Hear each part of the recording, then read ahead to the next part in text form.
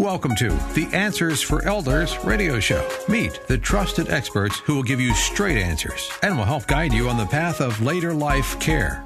Now, here's your host, founder, caregiver, and CEO, Suzanne Newman.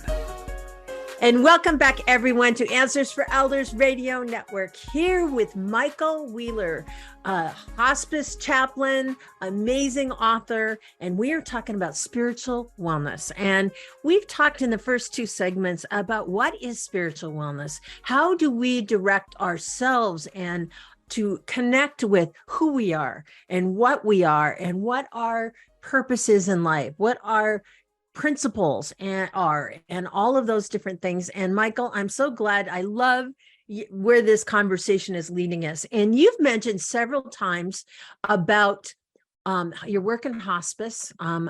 Amazing work. I mean, thank you for what you do. It's not many of us can do that kind of work. And so I am very honored to get to know you. So thank you for your service in that way. How have you found the grieving side of families in their spirituality as far as the, coping with that end of life? Yeah. Grieving doesn't just happen. Right. Grieving takes the rest of our lives. Sometimes people say, when will I be over it? Well, you won't. If you spent your life loving somebody and they pass away and die, it doesn't just stop. Right. You gave your heart and soul to that person. And grief is that feeling that rushes in when love dies. It is a complex feeling. It's something we realize, but we have to realize and know that grief is there for a reason.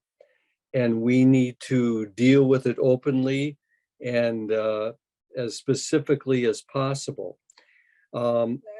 Every quarter, I would offer a 5-session grief seminar for the families in different areas that we serve. And the number one focus is find someone to talk to. Grief is not something to be done alone. No. Grief or the bereavement process is dealing with your feelings, your emotions, your dreams that are lost, whatever, with some other person or people in an open, honest, and safe atmosphere.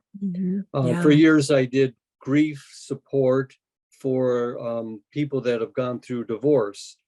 And it's the same type of grieving, except the person doesn't die. The person that you went through the divorce with may still be in the same community. Right. You may be sharing children together, but the grief is very similar and much the same. Right. And I find too, with spouses of those that have taken care of their spouse with Alzheimer's, they start to lose that person. And yet they feel the pride. They want to make sure that that everything is happy. And so they live this crazy existence of, maintaining this person's dignity that they love and trying to connect with those memories. But that person is drifting away. I have seen so much, trauma with that spouse that's given everything. And then all of a sudden there's this, this person that doesn't exist anymore. Yeah. Yeah, and that's difficult. We specialized in working with Alzheimer's patients. There are over 110 different types of Alzheimer's. Yeah. But the reactions tend to be much the same.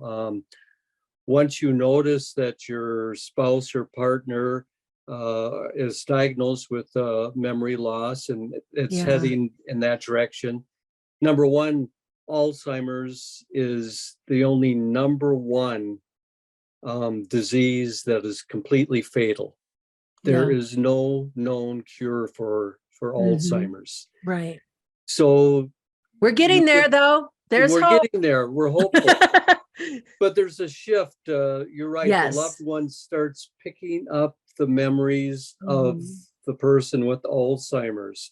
Yeah. And then there comes a parallel point when the person with Alzheimer's has lost more memory, and the person that doesn't have it is surpassing them.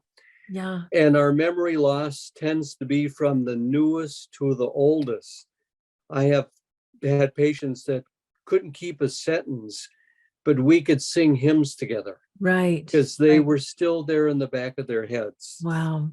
And we are talking again this hour to Reverend United Methodist Minister Michael Wheeler, who is the author of Spirit Calling, and his book is everywhere.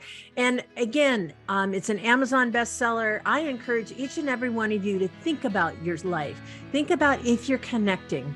And again, we're going to come back for one more segment right after this.